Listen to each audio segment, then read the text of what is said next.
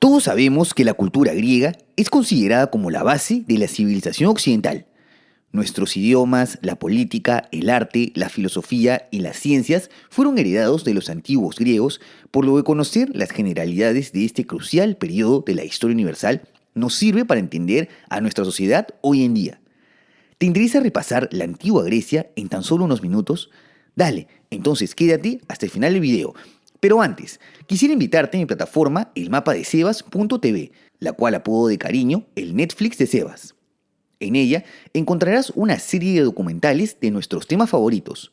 Y como te atrae la Grecia antigua, podría gustarte esta edición sobre el juego de imperios, en el que nos quedará más claro sobre los inicios de la era imperial de Roma. Te dejo el link en la descripción y primer comentario.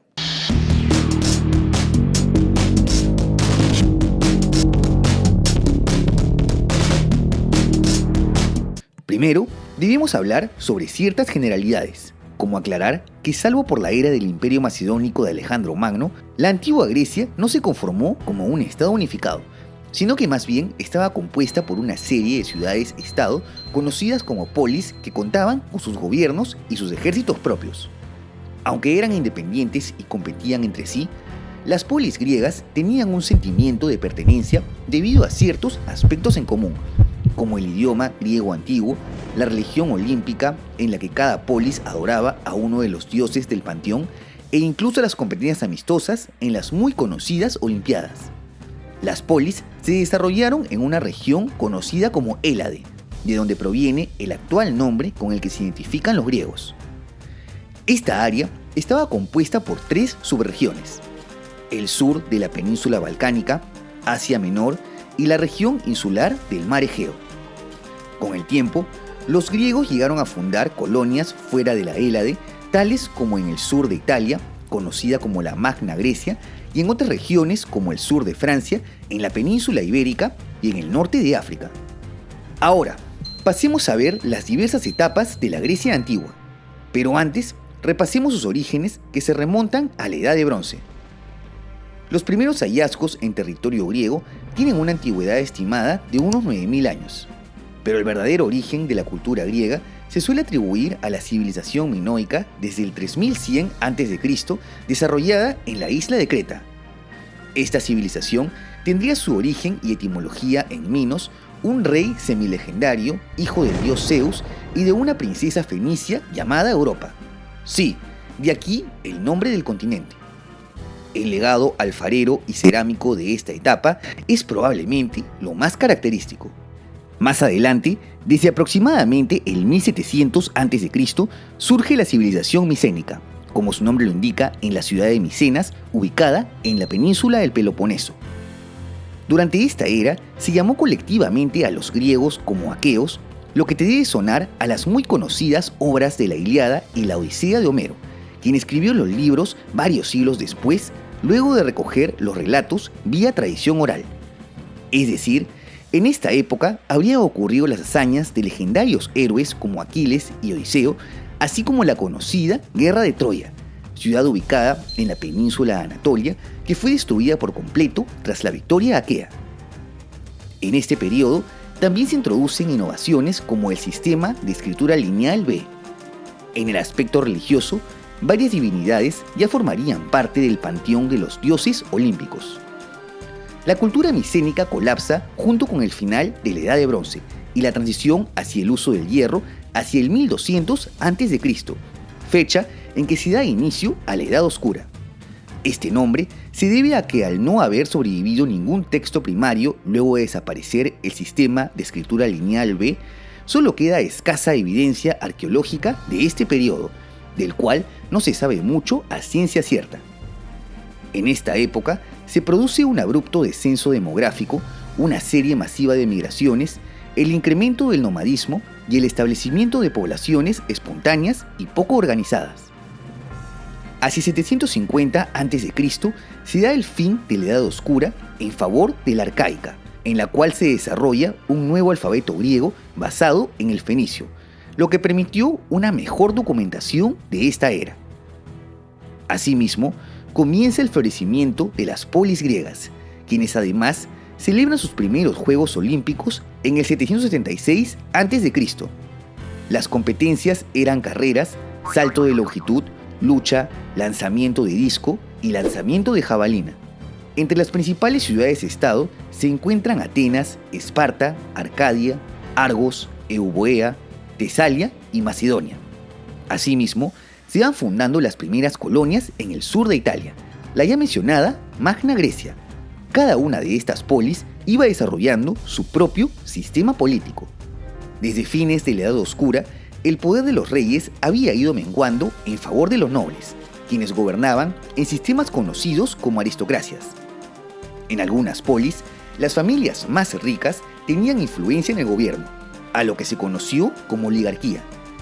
Y en la ciudad de Atenas es donde nacería la democracia, un gobierno cuyas decisiones las tomaría el pueblo. Aunque claro, si eras mujer o esclavo, no tenías derecho a voto, por lo que fue una democracia primitiva.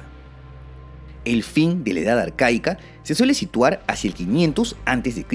en favor del periodo clásico, luego de la revuelta de Jonia en contra de los persas.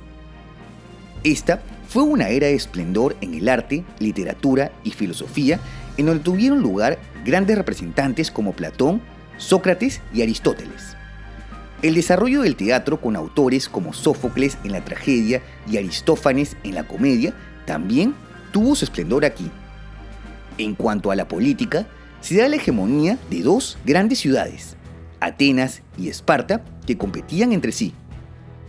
La primera de ellas alcanza su esplendor durante la era de Pericles, quien fomentó las artes y la literatura, consolidó el sistema democrático en sus polis y dejó un gran legado arquitectónico como varias estructuras supervivientes de la Acrópolis de Atenas, especialmente el Partenón.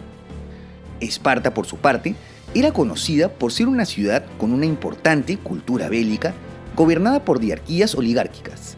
Las diferencias entre ambas potencias se dieron una pausa para enfrentar a un enemigo en común, los persas aqueménidas, que venían expandiéndose desde el actual Irán, sometiendo a los griegos de Asia Menor, que representó una gran amenaza para toda la Hélade. Tras la mencionada revuelta jónica, las ciudades-estado griegas se unen para defenderse de las agresiones persas en dos importantes guerras. En la primera, los persas estuvieron al mando de Darío el Grande. Atenas pudo resistir, pero los aqueménidas conquistan Tracia y Macedonia.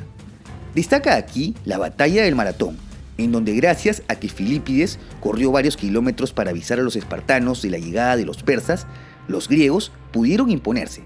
Sí, de aquí el nombre del evento deportivo. Durante la Segunda Guerra Médica, los persas eran ahora liderados por Jerjes I, mientras que los espartanos fueron comandados por Leónidas I, quien moriría heroicamente en la batalla de las Termópilas, considerada una victoria pírrica para los aqueménidas a pesar de contar con una enorme superioridad numérica. De todas maneras, tras la victoria en Salamina, los griegos pudieron imponerse. Los persas se retiran entonces, no sin antes dejar Atenas completamente destruida. Una vez ahuyentada la amenaza, las diferencias entre atenienses y espartanos resurgen.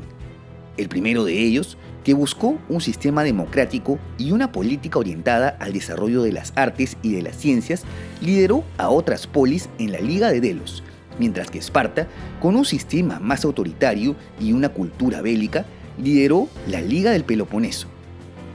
Estalla así la Guerra del Peloponeso, que se extiende por casi 30 años, finalizando con la victoria y consecuente hegemonía de Esparta. Esta supremacía solo duraría unas décadas, pues muchas ciudades-estado se negaron a aceptar su autoridad, especialmente Tebas, quien le asesta una importante victoria en la batalla de Leuctra. Las constantes disputas en el sur de Grecia y en Asia Menor ocasionaron que un olvidado reino que se mantuvo ajeno a ellas, Macedonia, vaya fortaleciéndose progresivamente. Los macedonios eran considerados por los griegos como bárbaros y por momentos no los sentían como parte del mundo helénico. Esta subestimación les costaría bastante caro al resto de griegos desde el ascenso de Filipo II de Macedonia. Este rey consigue una importante victoria sobre Tebas y Atenas en la batalla de Queronea, tras la que se convierte en hegemón de toda Grecia. 2 años después, fallece Filipo y es relevado por su hijo, el muy célebre Alejandro Magno, quien continúa el legado de su padre y se extiende rápidamente por Anatolia, Egipto, Levante, Persia, Asia Central, llegando incluso hasta la India. El imperio macedónico abarcaría entonces todo este territorio y tras la muerte de Alejandro Magno en el 323 comenzaría una progresiva fragmentación. Se da por concluida entonces la era de la Grecia clásica en favor del periodo helenístico. El legado del gran conquistador se ve plasmado en la expansión de la cultura e influencia griega hacia el continente asiático, lo que permitió la migración hacia los nuevos estados griegos que se formaron fuera del Hélade. En Asia Central y del Sur destacaron reinos como el greco-bactriano y el indo-griego. En Oriente Próximo y Persia se alzó el imperio seleucida centrado en Mesopotamia. Por su parte, la ciudad de Alejandría se convirtió en el centro de la cultura helenística en el Egipto tolemaico. En cuanto a las ciudades-estado griegas, fueron recobrando su autonomía, aunque siempre rindiendo cuentas al reino macedonio que mantuvo su poder en la Grecia continental. Para una mejor cohesión, se formaron dos ligas, la Aquea, que incluía a Tebas, Corinto y Argos, y la Etolia, que comprendió a Atenas y Esparta. Desde mediados del siglo III a.C., se inician unas guerras que no pasaban desapercibido en la región del mar Mediterráneo, las guerras púnicas entre dos potencias emergentes, Roma y Cartago. Las tres de ellas resultan en una victoria romana ante la extinción de Cartago como civilización. Lógicamente, Macedonia no pasaría desapercibido para Roma y desde el 214 a.C. se da inicio a las guerras macedónicas. En la primera, Macedonia se ve forzado a cancelar su alianza con Cartago y a retirarse de la Segunda Guerra Púnica. En la segunda, debe ceder sus posesiones en el sur de Grecia, Tracia y Anatolia. Tras la Tercera Guerra, Macedonia es convertida en un estado cliente de Roma y tras el cuarto enfrentamiento, su territorio es completamente anexado por los romanos. 2 años después, la última resistencia griega, la Liga Aquea, cae ante los romanos en la batalla de Corinto, quienes patentan en este periodo la famosa frase de divide y vencerás, que fue su estrategia para imponerse ante los griegos. La anexión de los territorios continentales de la actual Grecia se asocia con el fin de la antigua Grecia. No obstante, aún continuaron existiendo estados griegos como ciertas colonias en la Galia, el Egipto tolemaico que acaba con la muerte de Cleopatra y el imperio seleucida que termina de ser asimilado por romanos y por partos. Sin embargo, algunos consideran que en realidad la esencia griega nunca murió, sino que se fusionó con la romana, quien adoptó elementos religiosos, políticos, filosóficos y culturales de la antigua Grecia, la cual, como ves, ha pasado por diversas etapas que consolidaron la base de la civilización occidental, un legado que vivimos en cada rincón de nuestro planeta. ¿Cuál es tu fase favorita de la Grecia antigua? No te olvides de dejar tu comentario y de suscribirte al canal. Asimismo, te dejo en la descripción mis redes sociales y por si quieres ver los nuevos videos en preestreno y tener una mayor interacción conmigo, tus donaciones en Patreon o miembros del canal son bienvenidas. ¡Hasta la próxima!